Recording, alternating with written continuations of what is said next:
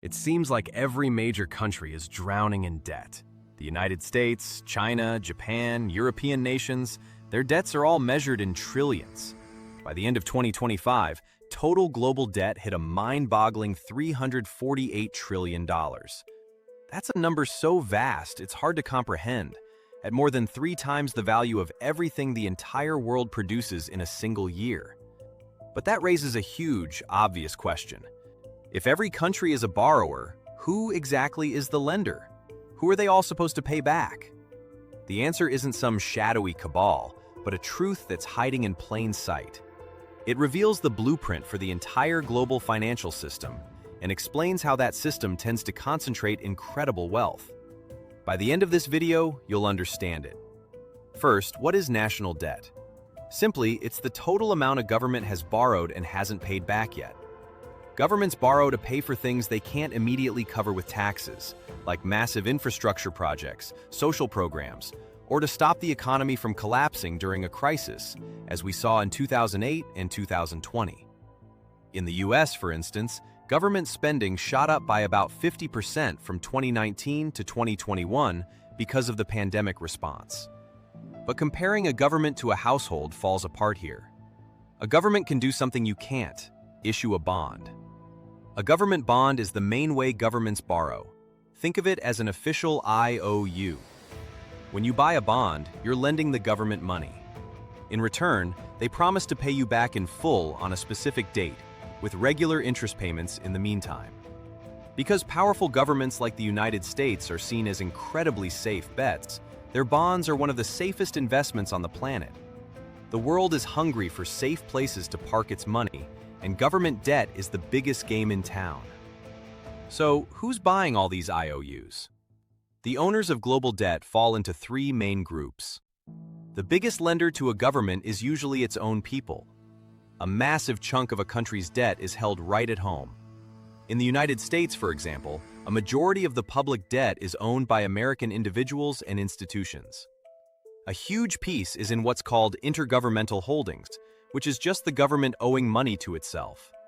For example, the Social Security trust funds in the US have collected more money than they've paid out, and that extra cash is invested in special government bonds.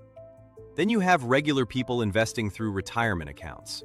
Pension funds and insurance companies love government bonds for their stability to guarantee payments decades from now.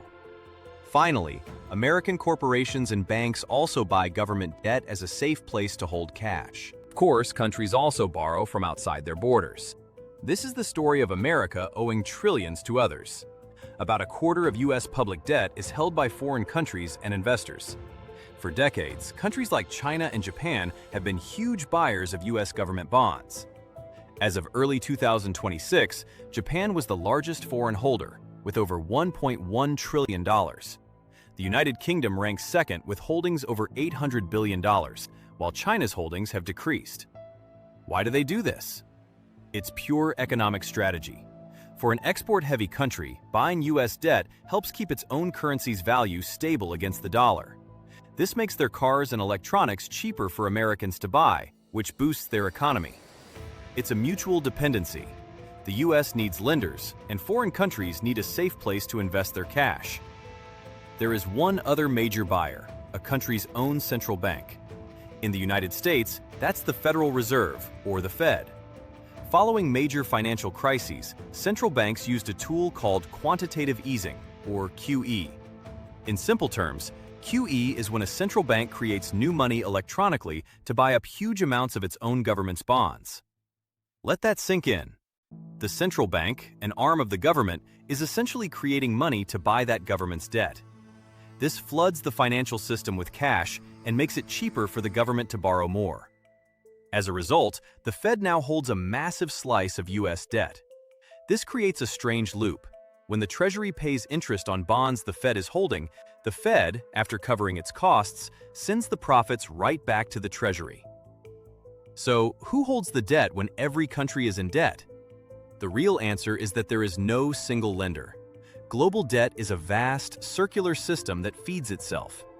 Countries owe money to their own citizens, who owe it back in taxes. They owe money to other countries, who in turn owe money back to them. And holding it all together, they owe money to their own central banks, who can create the money to buy the debt in the first place.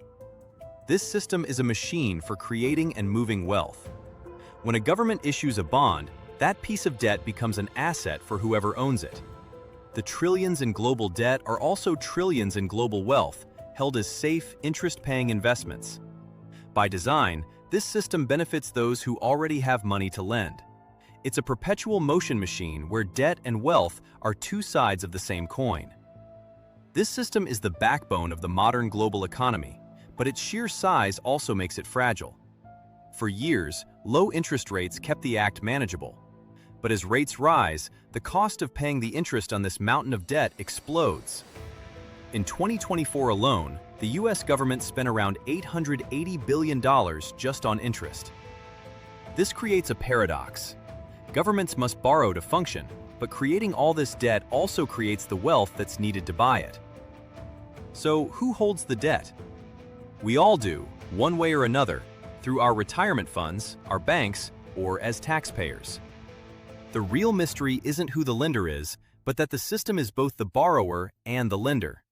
It's like a snake eating its own tail, and in the process, it fuels our world, but also concentrates its wealth. If this look behind the financial curtain was valuable, make sure to subscribe, and let me know in the comments, do you think this system is sustainable? Thanks for watching.